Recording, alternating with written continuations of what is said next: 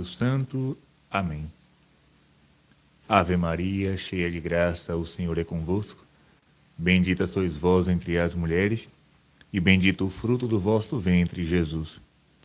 Santa Maria, Mãe de Deus, rogai por nós, pecadores, agora e na hora de nossa morte. Amém. Ó Maria concebida sem pecado, rogai por nós, que recorremos a vós. Caríssimos irmãos, eu estou fazendo essa live surpresa, digamos assim, porque eu não avisei a ninguém que estaria aqui online, mas essa live vai ficar gravada, né? E eu desejei contar para vocês uma história que eu já conhecia, porém eu não tinha ainda me aprofundado, que é a história de São Tomás Mori. O pessoal está chegando aí na live, Deus abençoe a cada um, né, que está agora acompanhando. E recentemente eu fui fazer missão numa diocese vizinha, a diocese de Alagoinhas, na paróquia do Padre Charles, e fiquei hospedado na casa de um casal, amigo do padre. E quando foi na hora de sair, de voltar para casa, o dono da casa, né, disse assim: padre, vem aqui na minha biblioteca. E ele disse assim: padre, escolha o livro que o senhor quiser. Olha aí nessa biblioteca, qual é o livro que o senhor não tem. O que o senhor quiser levar, leve para o senhor. E aí eu primeiro fiquei assim: não precisa. Não, padre, eu quero lhe dar esse presente. Então, eu olhei para um lado, olhei para o outro, né? Remexi toda a biblioteca, procurando livros. Todos os livros eram bons, livros católicos, mas a boa parte, digamos assim, eu já tinha. E aí eu encontrei esse livro aqui, Tomás Mori, A Sós com Deus, Escritos da Prisão. Deixa eu mostrar para vocês aqui, né? É da editora Quadrante. Por que eu escolhi esse livro? Eu vou contar para vocês a história. É um livro muito profundo. Quero dizer também que não é um livro de fácil leitura, de fácil compreensão.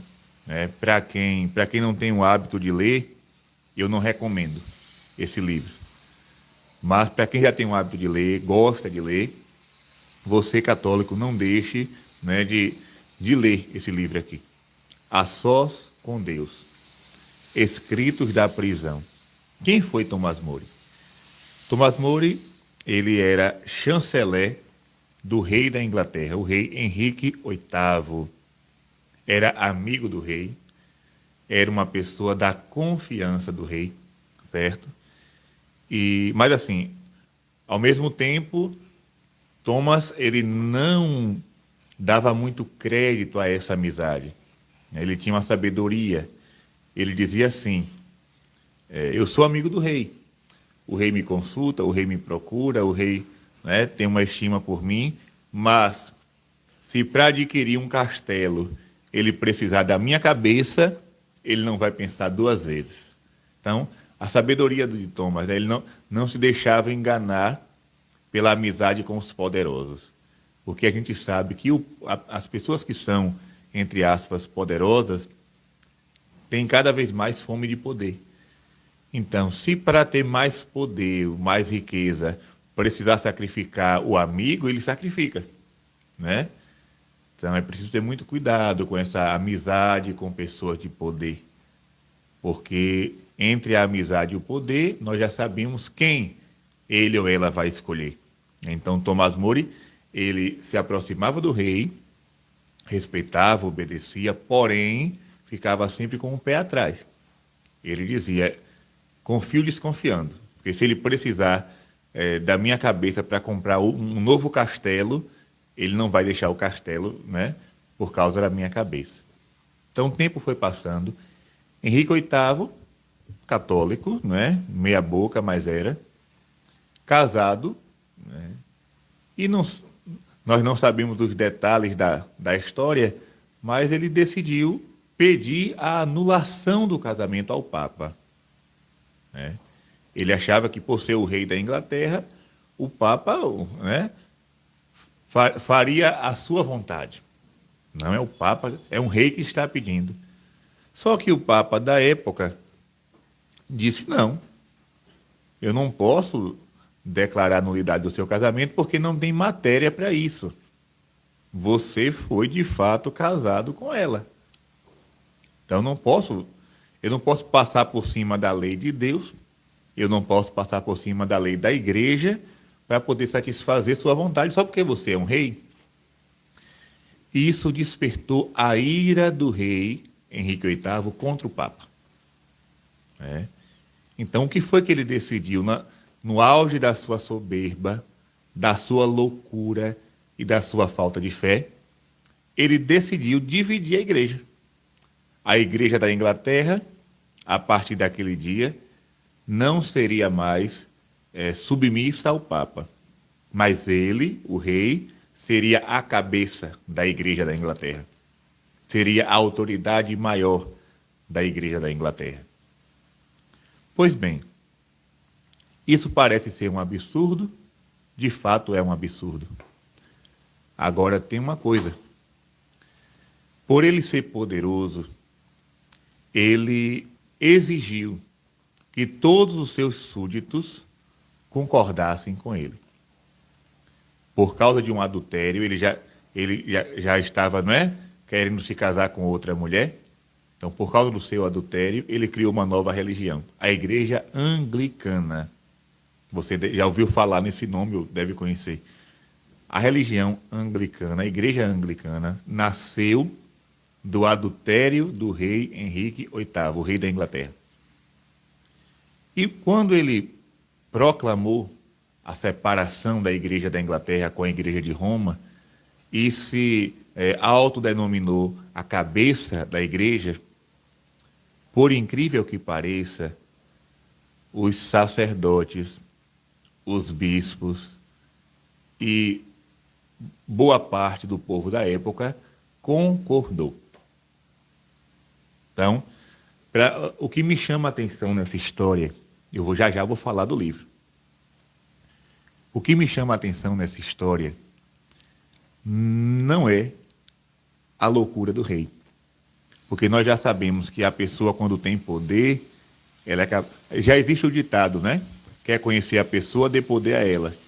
Você com certeza já ouviu esse ditado. Quer conhecer a pessoa, dê poder a ela. Então, o poderoso, a poderosa, né?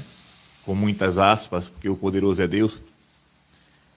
Quando ele não tem discernimento, quando não tem sabedoria, quando não tem temor a Deus, ele acha que é capaz de tudo e pode fazer tudo, como Hitler, né? Hitler, na Alemanha, fez o que fez porque achava que podia. Tinha poder para isso. Né? Então, o poder nas mãos erradas é problema. Quando eu dou poder a pessoas sem Deus, a pessoas sem discernimento, sem sabedoria, o resultado é só tragédia. Foi o que aconteceu com Henrique VIII.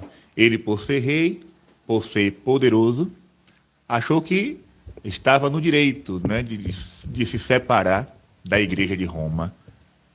E aí ele fez a sua nova religião, que é a Igreja Anglicana. Mas, repito, o que me chama a atenção não é a loucura do rei poderoso. O que me chama a atenção é a covardia e a traição do clero daquela época. Porque se naquele país existissem bons sacerdotes, bons bispos, todos eles diriam: não, você está errado. Fique sozinho aí com sua religião, nós vamos continuar pertencendo à Igreja Romana, onde está o Papa. Mas não. O rei simplesmente fez um decreto e pediu que todos fizessem juramento a esse decreto. No decreto se dizia que o rei, Henrique VIII, era a cabeça da Igreja da Inglaterra. Pois bem, padres, bispos, religiosos da época, todos abaixaram a cabeça e disseram: sim, nós concordamos. Só que, no meio da traição, sempre existe um ou outro que permanece fiel. Um desses foi Thomas More, que era chanceler do rei, pessoa da confiança do rei, um alto funcionário da época, né? Ele disse: não, a Sagrada Escritura diz que você está errado. A doutrina da igreja diz que você está errado. E eu não vou ferir a doutrina. Aqui é um problema de consciência. Eu não posso, né, macular a minha consciência. E o rei, que se dizia amigo de Thomas, mandou que ele fosse preso, né, numa torre. E ali, preso na torre, ele foi ameaçado, foi várias vezes submetido a interrogatórios, muitas vezes com humilhações, tudo para que ele voltasse atrás e dissesse: não, eu vou abaixar a cabeça e vou reconhecer que o rei Henrique VIII é a cabeça da igreja. Ele disse, mas ele não fez isso. Mesmo preso, ele permaneceu fiel à doutrina, a Jesus. E daí surge esse livro, Escritos da Prisão. Esse livro aqui são as cartas que Thomas More escreveu preso. Por isso esse livro me despertou, né? E eu estava lendo e disse: não, eu preciso fazer uma live, eu preciso publicar essa história, eu preciso falar com o povo de Deus, porque nós estamos em tempos confusos. Nós estamos num tempo de falsas doutrinas sendo semeadas na Igreja Católica. Pessoas que estão trazendo novidades para dentro da Igreja Católica, que não são de Deus. Então nós precisamos estar atentos. Na perseguição de Thomas More, ele se manteve fiel até a morte. Mesmo correndo risco, ele permaneceu fiel. Porque você imagina ter que enfrentar o rei e enfrentar todos aqueles que estavam do lado do rei, não foi fácil. Então, nós, digamos que surge aí aqui eu estou fazendo uma comparação. Digamos que surge uma novidade e essa novidade seja contrária ao ensinamento da igreja. Você vai abaixar a cabeça e dizer sim, ou você vai dizer não, vou permanecer fiel ao que a igreja sempre ensinou. Vou dar aqui um exemplo. Nós estamos vendo essa situação da Alemanha. Na Alemanha, um grupo de bispos e padres, digamos que se revoltaram contra Roma. Primeiro se revoltaram contra Deus, né? Se revoltaram primeiro contra Deus. E depois se revoltaram contra as ordens de Roma e começaram a abençoar casais, ou melhor, pares, de pessoas do mesmo sexo. A igreja nunca ensinou isso. A Sagrada Escritura sempre ensinou o contrário. Deus, né, deixou claro, casamento é entre homem e mulher. O homem deixará seu pai e sua mãe, se unirá à sua mulher e os dois serão uma só carne. Então, aquela revolta da Alemanha, ela pode também acontecer em outros lugares, em outros países, em outras dioceses. E o povo católico ficará de que lado? Porque ser fiel no bem bom é ótimo, mas ser fiel na perseguição, como foi Thomas More, não é fácil, não. Então veja, por uma questão simples, o rei quis se separar da sua esposa para se casar com outra. Pediu ao Papa que abençoasse esse adultério e o Papa disse não. O Papa disse não. Ele se autoproclamou cabeça da igreja da Inglaterra. E aí, Thomas More, que não era clérigo, era um leigo, ele era casado. Ele disse, não, eu não vou concordar com isso. Então ele foi preso. Na prisão ele começa a escrever cartas. Cartas para padres, para a sua família. Eu vou aqui falar brevemente alguns trechos das cartas de São Tomás More. Veja bem, escrevendo a sua filha, Margarete, ele diz assim: que o Senhor me conserve sempre verdadeiramente fiel e sincero. Caso contrário, suplico-lhe de coração que não me deixe viver mais. Gente, isso aqui é muito forte. Isso aqui é muito forte. Gente, bastava que Thomas More dissesse assim: Rei, eu concordo contigo. Ele continuaria no poder, né? Continuaria sendo chanceler, não perderia a sua vida, não ficaria preso na torre, viveria bem aqui nesta terra. Mas ele disse: não, eu quero ser fiel a Deus. E se por acaso eu não for fiel, eu suplico a Deus de coração que não me deixe viver mais, ou seja, eu prefiro morrer do que negar a doutrina. Isso aqui é muito forte. Precisamos, hoje, mais do que nunca, de homens e mulheres dentro da igreja que tenham a fortaleza que São Tomás tinha. São Tomás, né? Precisamos de dizer sim, eu fico com Jesus, mesmo que o rei me mande dizer o contrário, né? No Brasil, observe agora nessa pandemia. Quantos decretos surgiram por aí mandando fechar as igrejas? Políticos, pessoas que têm um poder temporário, que estão ali durante 4 anos, depois vão sair, ordenando a bispos, cardeais e padres que fechem suas igrejas e parem de celebrar. Gente, a coisa é mais grave que nós imaginamos. Porque aqui existe o mandamento de Deus, guardar o domingo. Claro que em tempo de pandemia, com todos os cuidados, com toda a cautela, com todas as precauções, porque, né, nós não podemos colocar a vida das pessoas em risco.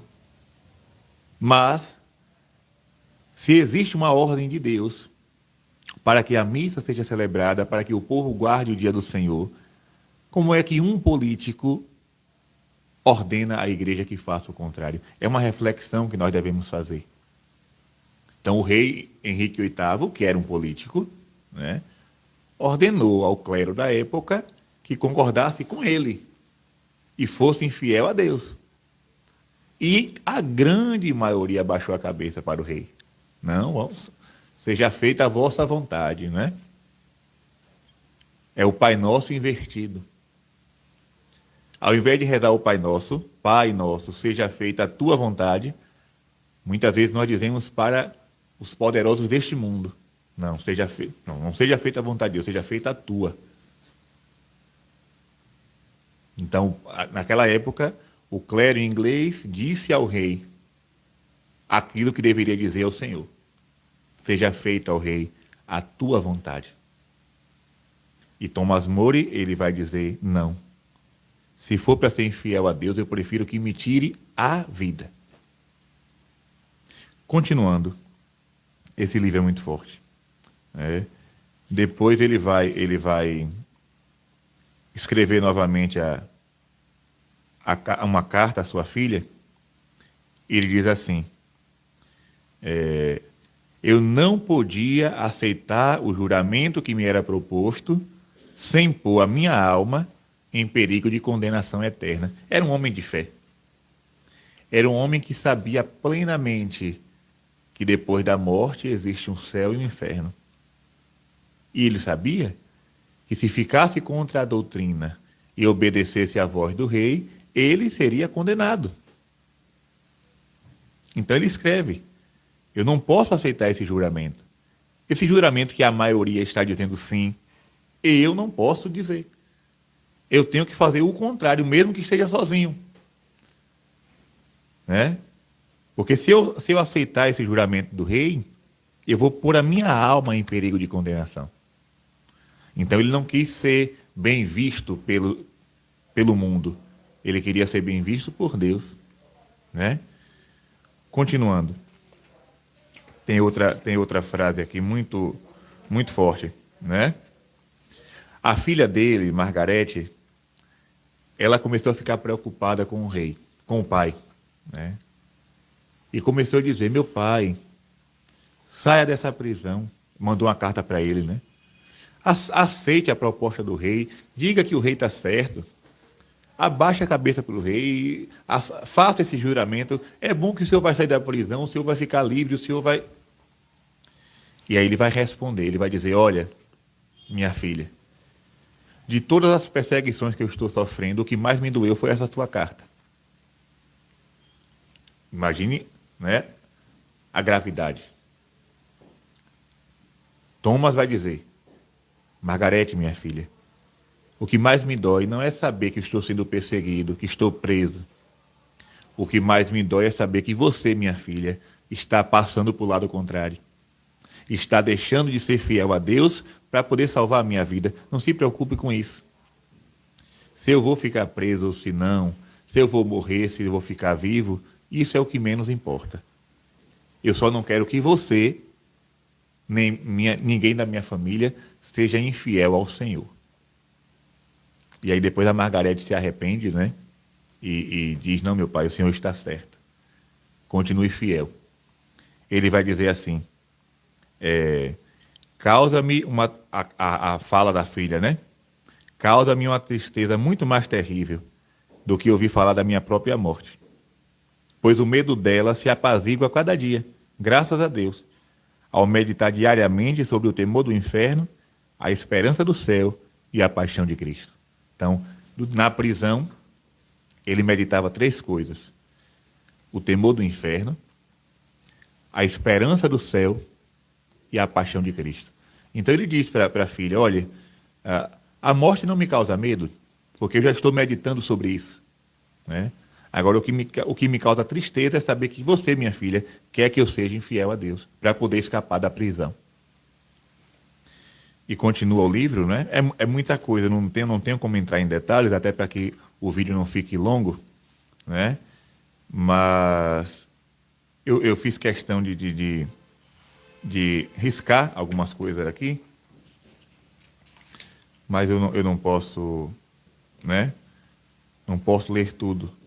Só para dizer outra coisa, né? Muito importante. Muitos padres e bispos foram até Tomás Mori na prisão conversar com ele para que ele voltasse atrás. E ele não voltou. Resultado: acabou sendo condenado à morte. Ou seja, é um mártir da defesa da indissolubilidade do matrimônio. Um leigo, repito, Tomás Mori era um homem casado, mas ele preferiu, né, preferiu perder a sua vida terrena do que ser infiel ao Senhor. Então, repito, esse livro é muito bom. A Sós com Deus, Escritos da Prisão. São cartas valiosíssimas de um homem à beira da morte, que fez de tudo para não voltar atrás e ser infiel a Deus. Então, meus irmãos, que surjam os decretos, que surjam as perseguições, que surjam qualquer coisa, que nós, eu, você, homens fracos, mulheres fracas, nós temos nossos medos. Não vamos aqui agora dizer que temos a coragem dos mártires, porque na hora a gente não sabe. Somos homens fracos.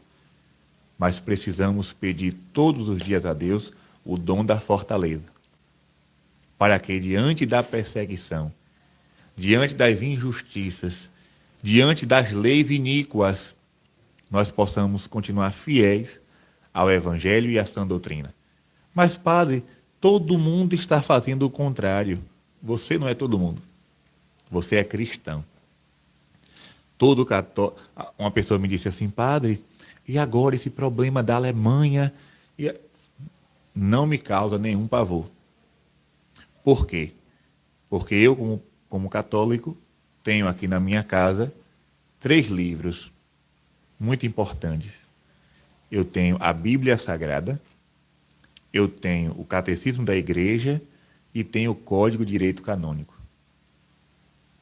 Se eu tenho esses 3 livros, eu sei muito bem o que é que Deus quer de mim e o que devo fazer como católico. Então, se surgirem novidades aqui e acolá, não afeta em nada a minha fé. Eu sei o que tenho que fazer. Agora, o que eu peço a Deus é a graça de ser fiel até o fim. Né? Que ninguém me obrigue, quando eu falo ninguém, é ninguém mesmo, a ir contra a doutrina da igreja. E você também deve pedir a Deus essa graça. Né? Quando eu falo de firmeza, minha gente, não é de ficar fazendo briguinha por coisas pequenas, não. Viu? Isso aí, não. Quando eu falo de doutrina da igreja, eu estou falando das verdades de fé. Porque tem gente que pensa que ser fiel à igreja é em coisas temporais, né?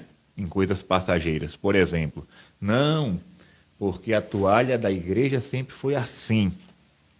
Então eu não posso botar outra toalha de um modelo diferente porque eu tenho que ser fiel ao que era antigo. Não, não é isso que eu estou falando, não. Isso aí é coisa passageira. Né?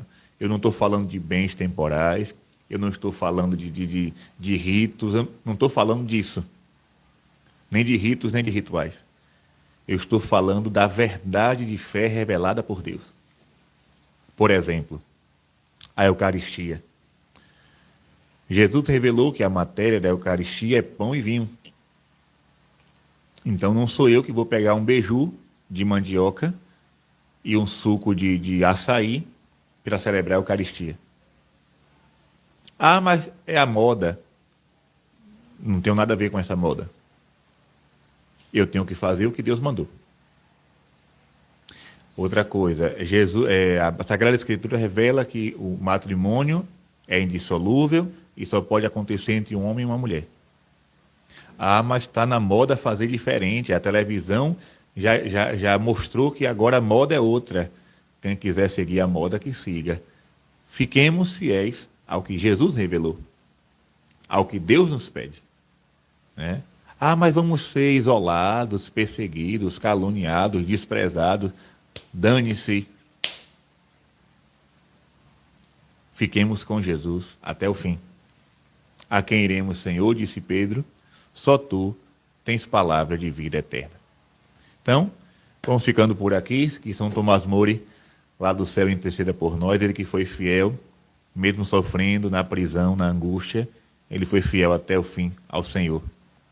Que nós possamos também ser fiéis diante de tantas novidades contrárias à fé da igreja, de tantos projetos do anticristo, de tantas leis iníquas que vão surgindo para contradizer a lei de Deus. Que nós perseveremos, né, na verdade até o fim. Que Deus nos abençoe sempre, em nome do Pai, e do Filho, e do Espírito Santo. Amém.